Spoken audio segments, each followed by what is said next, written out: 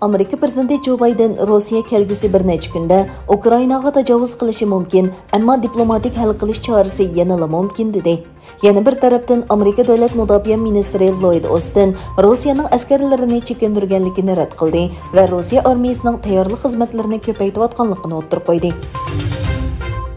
Xitoyning Hong Kong alayida ma'muriy rayonida Xitoy virusining ko'payishi sababidan doktorxonalarning sig'imi chekka yetdi.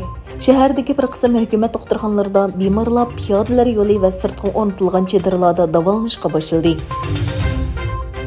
Angliya chet ellik mablag' solg'uvchilarning Angliyada turishiga ruxsat qilingan oltin viza iltimosini to'xtatdi. Rossiyadan kelgan andishalar bu qarorning sababi sifatida ko'rsatildi. Oltin viza deb atalgan birinchi darajalik mablag' solg'uvchilar vizasi iltimos qiluvchining Angliyada turishiga yo'l ochadi. Viza iltimosi uchun eng oz bo'lganda 2 million fond sterling mablag' selish talab qilingan.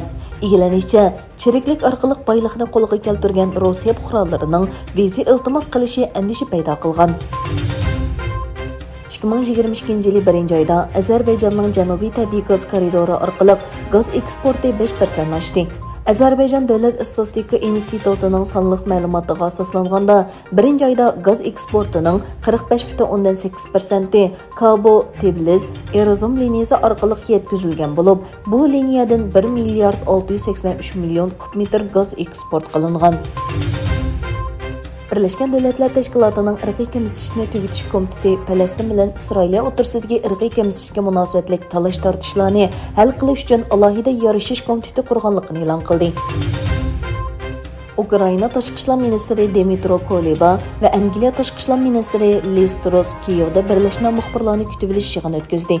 Ukraina Tashqi ishlar ministri Dmytro Kuleba Angliya va Polsha bilan 3 taraf hamkorlik ittifoqi qurganligini e'lon qildi. Kuleba bu formatdagi birlashma bayonotining yaqinda e'lon qilinganligini bayon qildi. Nopozluq aql markazlaridan biri bo'lgan Atlantik kengashi doklad e'lon qilib, Dunyo bankisining bir tarmoq shirkatini Sharqiy Turkistonda hukumatning Uyg'ur va boshqa musulmon millatlarni bostirishiga ishtirok qilgan 4 Xitoy shirkatini qarz pul bilan ta'minlab, o'zining bu jihatdagi o'lchamiga xiloflik qilish bilan ayblagan. Bu Dunyo bankisining tunji qatim Xitoyning Uyg'ur rayonidagi programmalarga qarz berib, rayondagi bostirishlarni ko'zda tutmaslik bilan ayblanish emas.